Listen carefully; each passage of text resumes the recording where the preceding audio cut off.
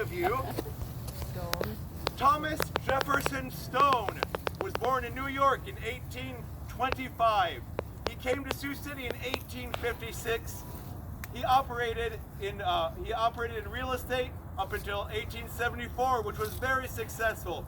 In 1867, he organized a private bank, which would eventually become First National Bank in 1870.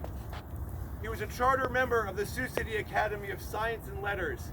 He was president of the Library Building Association. He played a prominent part in the erection of First Congregational Church and the Samaritan Hospital. He was treasurer of the private corporation that developed Sioux City's waterworks. That would eventually be turned over to the city in 1885.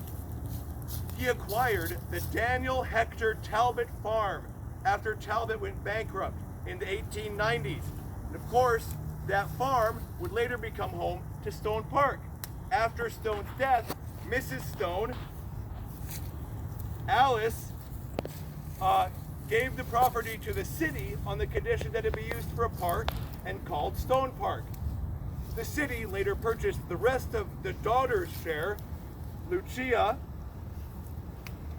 and that was then so then Stone Park was complete, and it would become a state park when the city gave it to the state of Iowa in 1935.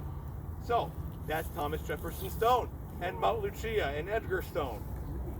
We're not moving very far. We're just going to Haley right over here.